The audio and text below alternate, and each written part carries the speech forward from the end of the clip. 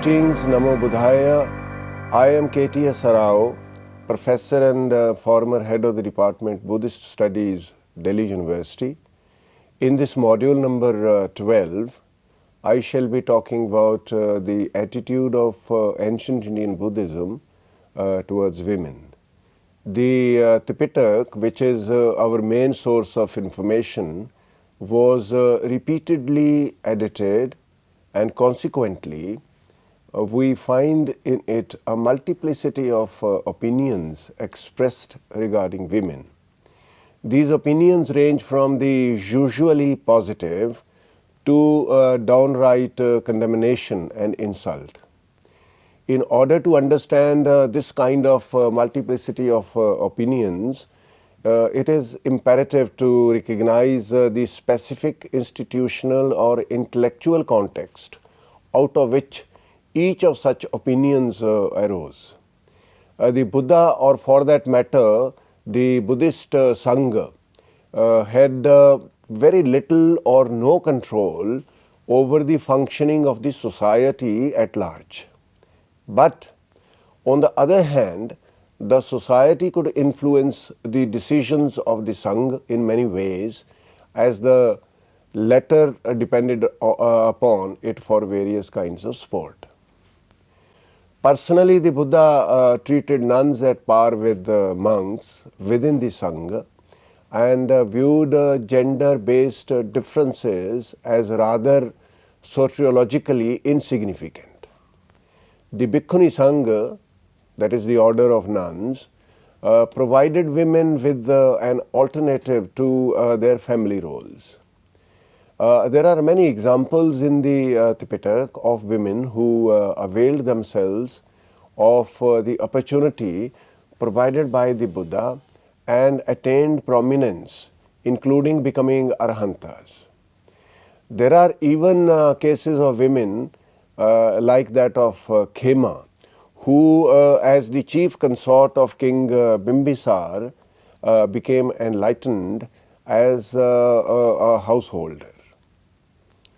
Many amongst his female followers like Patachara, Sona and Vajira became widely known for the depth of their knowledge and ability to teach the Dharma. Some of the Bhikkhunis such as Dhammadinna had their own following, who after becoming a Bhikkhuni had the opportunity to instruct her former husband. Many other Bhikkhunis like Chitta, Sama, Sujata, Kissa Gautami are known to have attained arhantship after understanding the Dharma preached by the Buddha. On hearing that 500 of King Udena's wives, including Samavati, had perished in a fire, remarking on the tragic incidents, the Buddha is said to have declared that among these, some women disciples are stream winners, some once returners, some non-returners.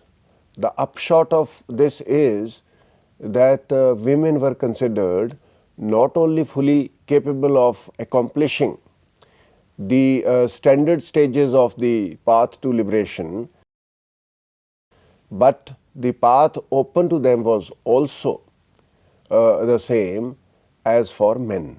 At one of the in one of the sutras, the Buddha says, and be it a woman or be it a man for whom such a chariot would wait by that same vehicle into Nirvana's presence, shall they arrive. This basically means that according to this statement of the Buddha in the Samyutta Nikaya, both men and women shall travel to Nirvana in the same sort of circumstances, in the same sort of manner. There is absolutely no difference.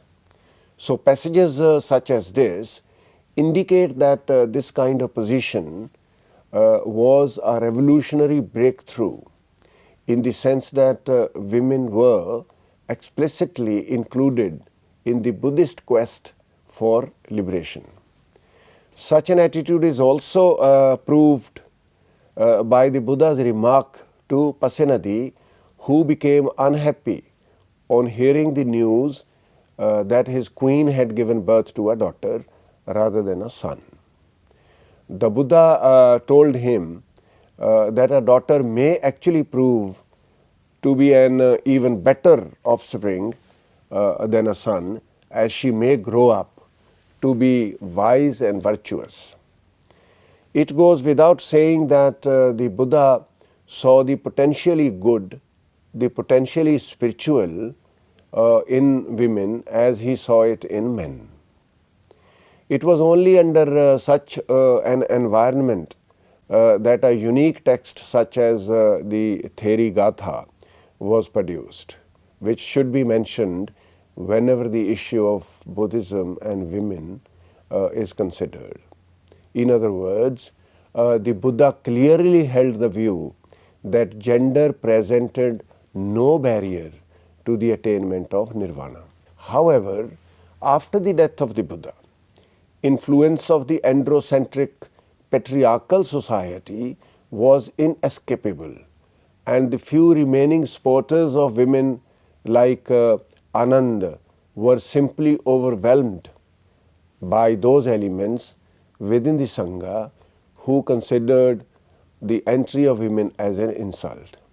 This became quite apparent in the first Buddhist council that took place at Rajgah, Rajgir, where Anand was vilified for being instrumental in the entry of women into the order.